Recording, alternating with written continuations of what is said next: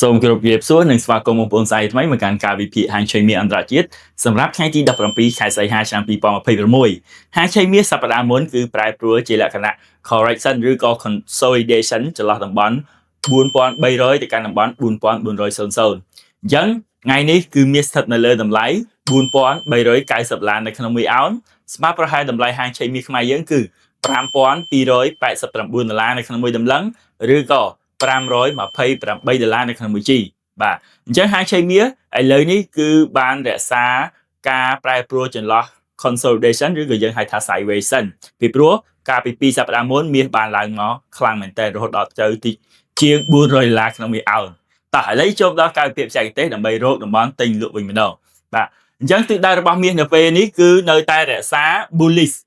ឡើងប៉ុន្តែ consolidation មានន័យថា bullish ប៉ុន្តែរក្សា consolidation អញ្ចឹងបច្ចុប្បន្ននេះគឺមាសនៅរងចាំព្រឹត្តិការណ៍ថាតើមាសអាច break តំបន់4450បន្តឡើងឬក៏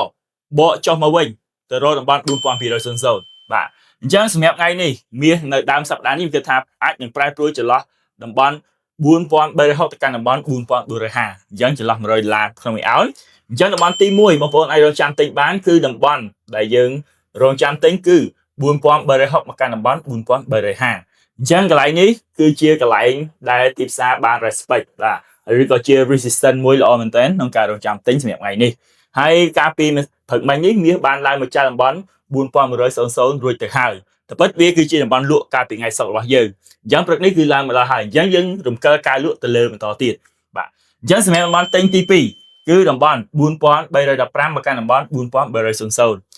ក្នុងករណីទីផ្សារធ្លាក់ដល់តំបន់នេះបងប្អូនឃើញហើយកាលពីថ្ងៃសុក្រមាសបានចុះមកហើយបកឡើងទៅវិញតែម្ដងវាគឺជាតំបន់ទិញរបស់យើងដូចគ្នាអញ្ចឹងថ្ងៃនេះក៏នៅតែជាតំបន់ទិញទៀតបាទអញ្ចឹងបងប្អូនក្នុងករណីទីផ្សារធ្លាក់ដល់តំបន់នេះបងប្អូនអាចរងចាំតែ bullish candlestick pattern bullish engulfing ឬក៏ price structure នៅលើ time frame តូចបងប្អូនទិញហើយប្រើ stop loss ក្រោមតំបន់4300បាទ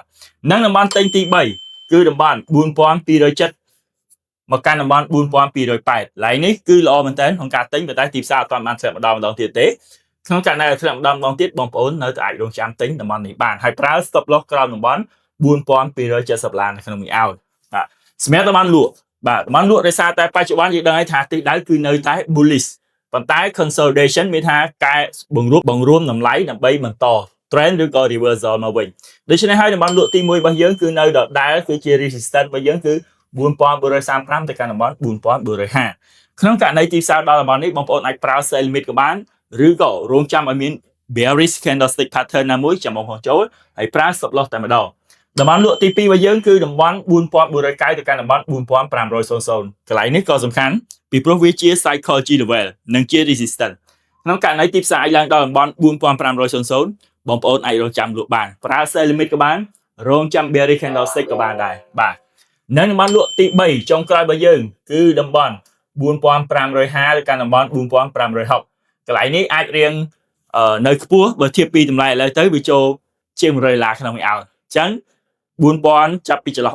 4500ទៅកាន់តំបន់4550ខ្ញុំគិតថាបងប្អូនអាច sell បានហើយព្រោះទីផ្សារបើឡើងដល់ជាង100ដុល្លារក្នុង1អោនបាទអញ្ចឹងការចូល sell គឺយើងត្រូវតែប្រើ stop loss ចន្លោះពី10ទៅ20ដុល្លារក្នុង1អោនចំពោះ take profit ត្រូវយកឲ្យបាន20ដុល្លារទៅ40ដុល្លារក្នុង1អោនបាទអញ្ចឹងជាចុងក្រោយសូមជូនពរបងប្អូនទាំងគ្នាឲ្យចូលជិះដូរចំណេញគ្រប់គ្នា